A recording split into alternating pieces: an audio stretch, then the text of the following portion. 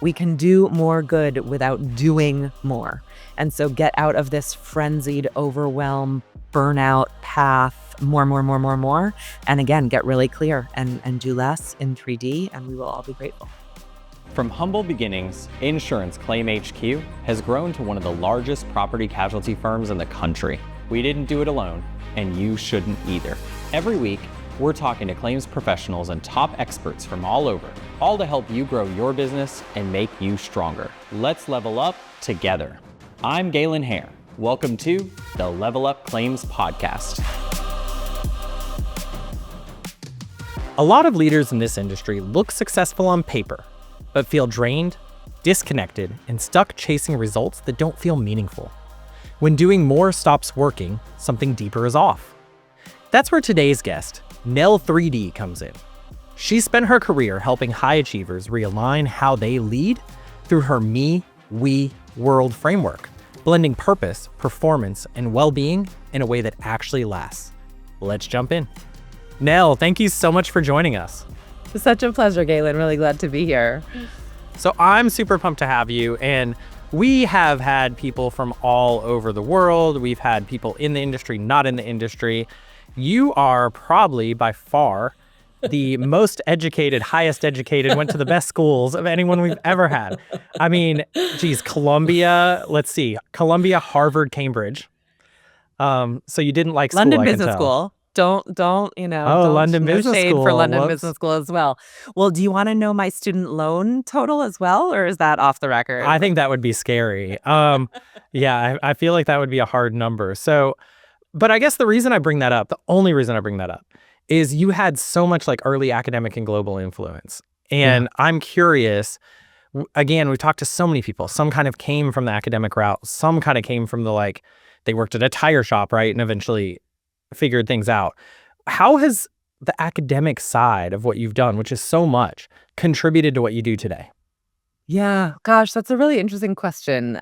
I appreciate the thoughtfulness because, blah, blah, Harvard's the best brand in the world. Everyone's like, ooh, Harvard, and they have all kinds of opinions. Either I'm an asshole, or I don't know if you swear on this, but You either can I'm a swear. jerk, or I'm uptight, or my parents were rich. Hopefully none of which is true. You can decide on the first two.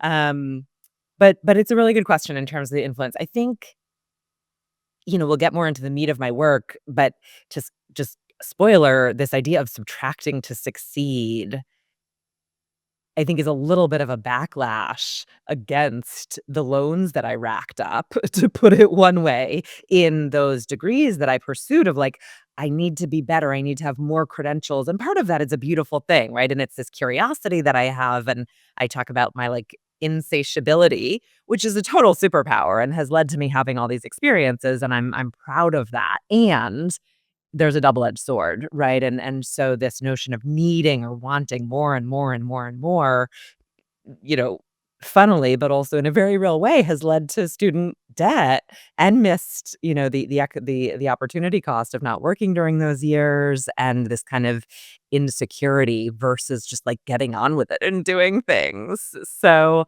it's a mixed bag, but those are some of the elements. Well, and I imagine one of the things going to these schools, again, with so much structure, right? And so access to so much research and so many academic theories, is I'm kind of curious what you saw between the real world, which you very much are in and you very much help people with, versus the traditional academically, let's say, supported model for leadership. Yeah, brilliant. So, look, I started my career in the nonprofit space, right? And so I was working in adjacent to the World Bank in kind of spin-off projects, but mostly in pretty small entrepreneurial settings. And so, I don't know how much listeners know about the nonprofit sector, but it's not really known for its management expertise, right? We really want to help the world, but it's a little bit, underfunded, under-resourced, whatever. So I went to business school wanting to learn how things work, right? And so I sat in my strategy class and my finance class and my accounting class, and my 71 classmates are not yet quite titans, but moving toward titanhood. It was an executive program, so everybody's 35 to 50, and they're at Google, and they're at the Federal Bank of Russia, and they're at, all these places. And so I'm listening and swallowing wholesale this idea about leadership, about strategy, about matching culture with technology and process. And I'm like, oh, taking notes. Good to know. Good to know. Okay, now I know how it works. Meanwhile, I look around, the 71 people around me are like, never ever has anything at Google or Goldman or Kraft Heinz gone like that. That is not the real world. And so there's a huge yawning gap between academia and practice. Yeah, and I think that's so important, and I think people kind of like intuitively know that, but to hear someone that actually did it, right? So as before we totally get into, the missing 1%, branding. It's so interesting. You rebranded yourself. You rebranded your entire self. Nell3D, right? Yeah. And as I appreciated your 3D approach, it makes sense. And I think intuitively, we get it. Me, we, world. But what was the inspiration for that? Well, you know, a divorce, a breakdown, missing my dad's funeral, and a head-on collision that could have been fatal, but thank God wasn't. Jesus That's all. Christ. Yeah, that's it. That's all. So if you want a tougher story, hopefully your next guest can deliver. But truly, Galen, that was the journey of having gone from after college, really one-dimensional, overly ambitious, insatiable pursuit of impact, right? Like I had this experience at 12. Opportunity is not distributed equally. I want to fix that, right? So I come out of Harvard hot to trot and I'm going to go to nonprofit and find impact. And so for 10 years, I tried to get closer and closer and closer to the front lines to change lives and missed my dad's funeral because I couldn't afford and didn't have time, couldn't make time to get to California to mourn him. And my marriage fell apart, right? I found out on a trip home that my husband had cheated, and that was brutal. And then I realized I had been unfaithful, not with another person, but with this whole other life I had built that totally cheated our relationship. And so that was this one-dimensional pursuit of world, I'm here to serve does not work because you can imagine how I showed up in the office that week, right? And how helpful I was to our teachers and to our refugee moms, not. And so went to business school, moved back to New York, a more aligned professional path, frankly, where I could use these degrees and my mother tongue, which was not relevant anymore in the Middle East, and saw that we dimension of work, but also family and friends that are really important to any kind of sustainable success. And then the me piece of it's not okay to work 17 hours a day across time zones, without getting to go for a run, much less have drinks with friends. And so it became very clear to me that no world ambition I had was gonna be, effective or impactful without the other two legs of that stool, the we, but also the me. You're very good at moving past the tragedy. I'm not so good. That's amazing. We all have been through tough things, right? And I don't think any one person can say I've been through this worse. And look, there's horror stories out there, right? But I think what's so important, and I don't want to just move past it so fast, is you had all these bad things happen to you over such a short period of time, which led to a fundamental realization that you weren't living the life you wanted to live, or even you weren't even matching your capability. Maybe academically, maybe you were showing up to work every day, but you weren't the wife, the daughter, the person. And I think that's okay. That's okay to acknowledge, right? But Yeah. but what's so interesting is you rebranded your approach and even your identity around your takeaway. And what was that? That shows to me, at least, a level of resilience that I don't think tends to exist. I think we have two options when something bad happens to us. We can wallow in it or we can move past it. And you did move past it, but you took learning a lesson from something to a totally different level. And I guess that's my question is what was the impetus for that? Because it would have been so easy for you to either say, well, these things happened to me, or it would have been so easy to say, well, okay, I'll get remarried. I'll start dating. I will make sure I attend the next funeral. You could have taken lessons and just done those things in the future. Instead, you rebranded yourself. And so many and have ultimately, and we'll get there, I promise, contributed to like the body of like leadership thought, right? But Yeah. that is not a normal response to tragedy. So what is it about you, or what is it about like, or did something happen to make you do that? Yeah. Again, really thoughtful. I appreciate that. I think, a few things. I think number one, what I'll say is that it is my single-minded, one-dimensional world pursuit was not constructive, right? And so thus the tragedies and thus the learning about 3D. And the clarity of purpose that I have and have always had from that seeing these 2 school districts at 12 years old and seeing that inequity of opportunity, is really powerful. And I think that's the answer. My first answer to this question is that I've got this North Star, right? And so it has now become three-dimensional, and it includes wanting to live a comfortable life and have friends and have professional achievement and earn wealth for what I do professionally in all of those pieces. And there is this clarity around this purpose that is larger than me. And so I think that I know that that unlocks resilience plus plus, let's call it, or an overachieving flavor of resilience, maybe, to really make hardship part of the story is my that's kind of the formal answer. Maybe it's 3D. I'll say, the second piece that I am inclined to share is that I didn't choose my mother or my father, who are Derek and Debevoise, two of my 3Ds in my name. And I certainly chose my husband, but I didn't choose him for his last name. And that was 14 years ago that we met, right? So I think the fact that my names, since I was 17, I've had Derek and Debevoise, and since 2012, I've added Dewey. Very intentionally didn't add it because I had a professional name, so my husband is somewhat entertained by the fact that now it works for my professional brand. I've taken on Dewey. But I think that's where you get into, like, when you're aligned with a purpose or whatever it is, like, with what the universe has for you to do, things just line up, right? That wasn't me kind of choosing a color palette for my brand. Like, those are the names I have, and 3D is the version of leadership I started talking about. So that was truly kind of serendipity.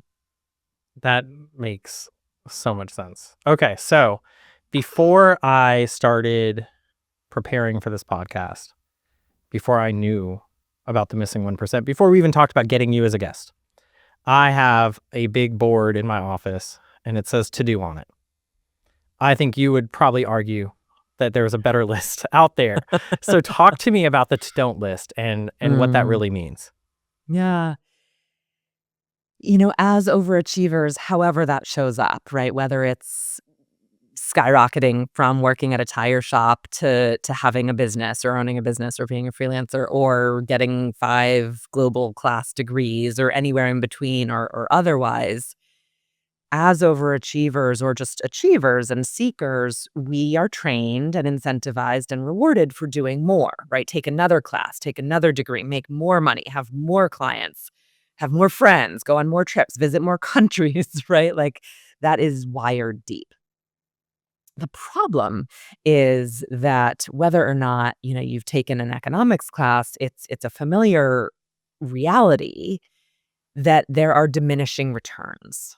And so the typical example from an economics class would be a farmer is kind of topped out in how much he's growing. So he can add more land, but if he doesn't also hire more workers to harvest the land and buy more seeds to plant on the new land doesn't add anything.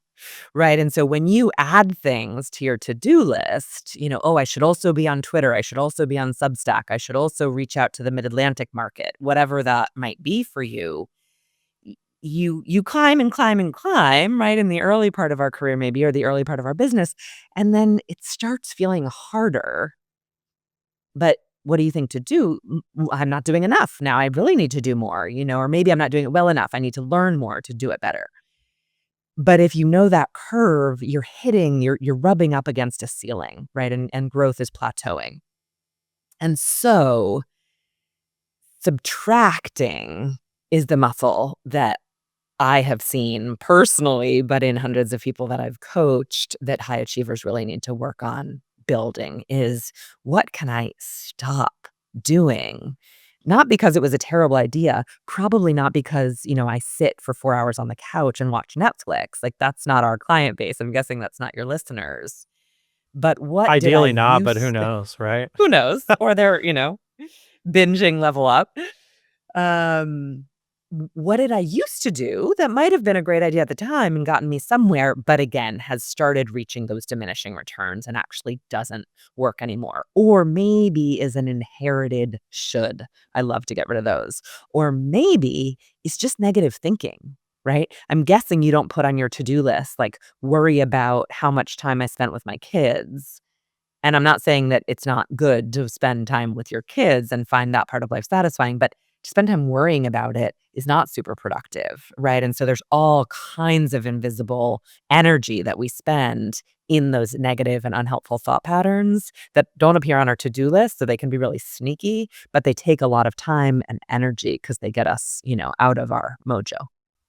So what are like one or even some things that when you start working with a leader or you would be like, look, what are some like common threads for things to put on that to don't list like right away? Yeah. The negative thinking is huge, right? I find especially with well-intentioned people who wanna make the world a better place, there are so many third rails now, right? There's third rails, fourth rails, fifth rails, sixth rails, seventh rails, like, stuff is just radioactive on all sides, right? Like, how you talk to someone, what you call them or don't call them. The workplaces, the society, our communities are so fraught with that kind of stuff, right? And so I think there are so many spirals of like, was that too brusque? Was that too direct? Am I asking too much? Am I not asking enough? Blech. And so just quieting those voices and learning to like ask, right? Again, I'm not a fan of toxic bosses or a lack of empathy, but the negative thought spiral doesn't help anybody. And so getting comfortable with just asking, right? Hey, kids, am I spending enough time with you? Are we doing things that you value in the time we're spending together? Or, hey, direct report, am I supporting you enough? Do you need some skills? But letting go of the spiral and turning it into action is a really common thing. Um, there's a lot of like, you know, bullshit jobs consequences of like meetings that don't matter, emails that you don't need to be CC'd on, much less respond to. There's a lot of noise, even in very high performing, very senior people's lives. Maybe it's an assistant dealing with them. It's still a massive waste of time. Right. And so that's a second really low hanging fruit, easy category. And then, the trickier one is navigating the uncertainty that we're all living through, which we say unprecedented a lot these days, but it's unprecedented times. Shit's weird for sure. There's no question. Shit's weird. Shit's weird. That makes sense. But like, if we kind of drill down on that, because it's very real and your work very much makes it real. But if I'm a roofer or a public adjuster and I kind of fit that stereotype, I'm saying, okay, cool story. Don't be negative. Awesome idea. Totally groundbreaking. So how do we kind of audit this three-dimensional, this me-we world? How do we audit it without fluff? Great question, and so important and very close to my heart. So I'm here for it. So the full method that I talk about, right, is stop, drop, and roll. And so perhaps in your industry with, some physical risk and like fire and burnable things around. I don't know, not a roofer, but I imagine there's some risk of that. And if you're an 80s baby like me, that is fire safety. Stop, drop, and roll, right? Something on your body is a flame. You stop, drop to the ground, and roll around just to smother the flames. And so that's what I talk about. And so it's the stop part that is that audit that you're talking about. And this is where it is not about, I am someone who meditates, but stop is not about like, take your week-long retreat in Bali to meditate with the monks. That is not the stop we're talking about. It's not about a 2-week sabbatical. It's a very connected, grounded stop to look around, eyes very wide open, and use all of the data, which is absolutely quantitative. I've got a stop, drop, and roll MeWe World spreadsheet running since 2022. It has 5 tabs and 17 or 18 columns. It includes my bank balances. It includes how many days each week I exercised, how many days each week I didn't drink alcohol, how many followers I have on LinkedIn, how many audience members I spoke to, like quantitative numbers that I can track. And it includes some narrative about my me, my we, and my world. How is it going? How does my marriage feel that week? How do I feel? Right. And so this is where my work is a lens. It's not a prescription. So I don't know what your roofers need to audit. I am not them. I don't Yeah. know what you need to audit. I don't know what my husband needs to audit. Like, we're all different people, not because we're in different industries or have different degrees, but because we're different humans. And so the lens is use quantitative and qualitative data to check in on your me and we and world. And that's where you have to know yourself, which is not immediate or easy, but you have to get to know yourself and understand, like, does the number of days a week you exercise matter for your sanity and for your health and for your energy and how you show up as a parent or a foreman? Maybe not. In which case, does the hours of sleep matter? Like, I don't know what it is going to be for you, but you have to get very real about that. And the final piece I'll say is that data is really important, and we have boiled it down to very uninteresting. Like, how many times you laugh in a day is really valid data, right? Like, we have medical Yeah. science to show that laughter correlates with heart disease in a good way. Like, the more you laugh, the less you're at risk of heart disease. And that's science, right? But we have discounted that and basically, if we're honest, reduced it to our bank account, which is also, look, a certain level of financial well-being in this country right now is incredibly important, because otherwise you don't have healthcare, you actually don't have food for far too many people, right? Like, that's a very existential thing. So I'm not dismissing the importance of getting to a certain level of wealth. And we have such a sick cult of extreme wealth, well beyond the 100 to $150,000 annual salary, that science has found actually matters for happiness, after which it's kind of moot. That, yeah, that's a lot. There's a lot to take in there. But we're kind of limited on time. So what I want to move to next, which is kind of interesting, is you make this assertion that horses of all, and I didn't see it coming until, I saw it, but you make this assertion that horses actually can teach you more about leadership than humans can. And Yeah. I'd love for you to explain to the listeners kind of where that comes from and why you believe that to be the case, which I'm sure Yeah. will resonate with all our Texas listeners, Yes, exactly. Cowboys and cowgirls, welcome. Pony up. So quick context setting to give some credibility to this. The world have, 3.8 billion years of evolution since the Big Bang and our planet was created. If that were a 24-hour day, right? I don't know what happened. The Big Bang happened. There were some clouds, there was some smoke, there was some chemicals. I don't really know. At some point, kind of like amoebas or whatever came around. At some point, dinosaurs.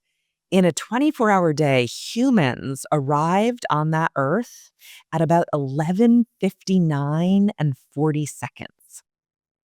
Like 20 seconds before New Year's, right? Like, way too late to even pour your champagne and toast. Okay, fair. Horses are 56 million years old in their current species. So, let's call it, they arrived about 2 p.m., right? So they had time to show up to the party, get their clothes on and get all fancied up, cook dinner, settle in with friends, choose which champagne or Prosecco or non-alcoholic beer they wanted to toast with, and have a good time. So I say that to say, like, why wouldn't, and they've thrived through that. They've lived through climactic total shifts, right? Like, literal tectonic plates shifting. The world has been moving under their feet. The climate has changed several times, many ice ages, and they've survived all of that. So my professors were very intelligent. I'm sure everybody here has a mentor or a boss who's been very intelligent and helpful, but they also have only experienced 20 seconds of this day.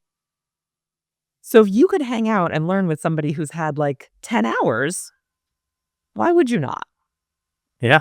So if you're there, the three things that horses do that is incredibly intelligent, one is this robust presence, right? So if you've ever hung out with a horse or probably frankly a dog, they're just there, right? They're not worrying about their email. They are On worried about the cue. FedEx guy. They You are worried about literally the FedEx said guy. dog. So they're acutely attuned to their environment, but they deal with it and then move on. They don't take it with them, right? So that's one thing, is that robust presence. They do really well. The second thing that horses do that dogs don't do so well, so horses are special in this, is they conserve energy. And so they do the least possible action to get the desired result. Yeah, so for example, and your Texans will know this, or other horse people out there, if a horse has a pile of hay, right, and another horse approaches, the horse will flick an ear, right? There's a 1,200-pound animal, and they'll flick an ear. And 8 times out of 10, that's enough. The other horse will walk away and find his own hay. If the horse doesn't, the initial horse owning the hay might, swing his head. Not bite, not kick, not make any noise, just swing his head. And 9.5 times out of 10, that's enough, and the horse leaves.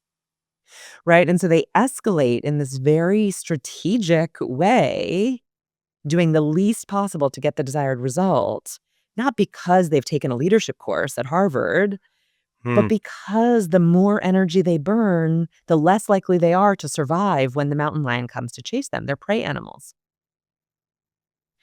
So imagine what it would look and feel like if your roofing team did the least possible thing to get the desired result, rather than, Joe, I told you not to do that. Bah, right? These like explosive conversations that we have in corporate America as well as on the work site.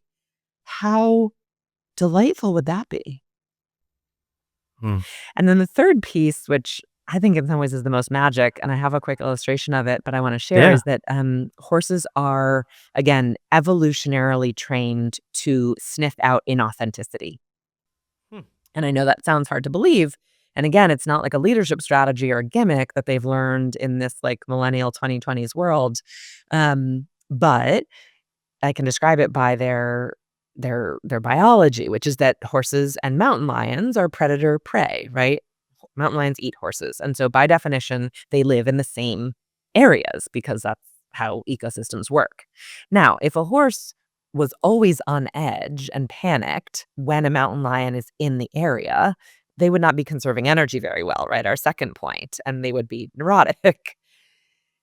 And so what they have evolved to do is to understand when a mountain lion is around, but going to get water or sleeping or hanging out, versus when the mountain lion is lying, pretending not to be there so that they can hunt and attack that horse. And so they literally have like a biological, evolutionarily developed sense for inauthenticity. Interesting. And again, I mean, right, in the workplace, the implications are many. And so when we bring leaders and teams out to hang out with the horses, right, you've heard people say, I don't like horses. They can like smell my fear, and they get all freaked out. They're totally fine with fear if you are being honest about it. But if you walk in, you're like, I'm not scared. I got it. I don't mind.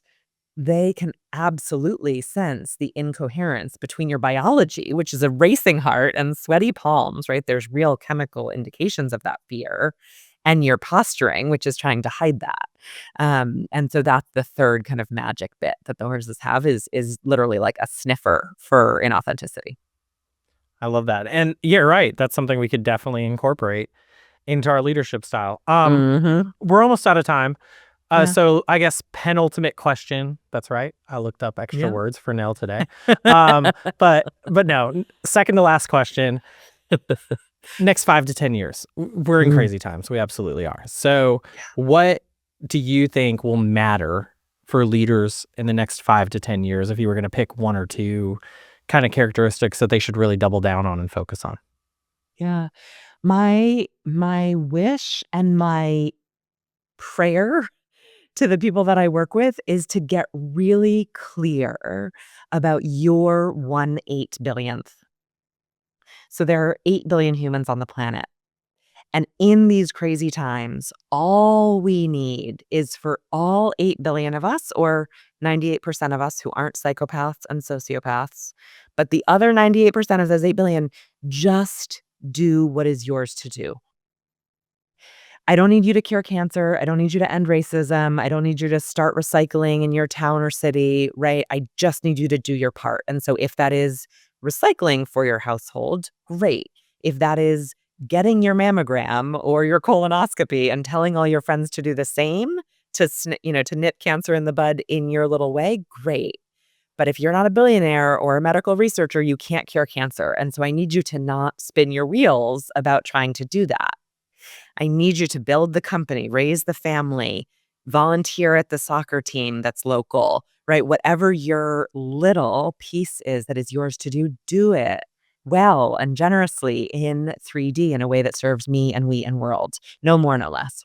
I love that. That's amazing. Nell, thank you so much for being so generous with your time. Before you go, I do have to ask you, last question. What does it mean to you to level up? Do less. Subtract to succeed. Truly, we can do more good without doing more. And so get out of this frenzied, overwhelm, burnout path, more. And again, get really clear and do less in 3D, and we will all be grateful. You're amazing, and I'm so appreciative of you. Thank you, Galen. So much fun. Great questions. I'd like to thank Nell3D for joining us on the podcast. I really loved her focus on doing less. Obviously, she ended with that, but there's so much more to it, especially her concept of how much negative energy we allow into our lives on a regular basis. If you're running a company, if you're just even running sales, whatever you're doing, think about how much negative energy you allowed in, and maybe instead of creating a long to-do list, maybe create a to-don't list. Free yourself up so you can do better at the things that are important to you. Follow us on Apple, Spotify, or your favorite podcast player. And make sure you like and subscribe to keep up to date on our latest podcasts.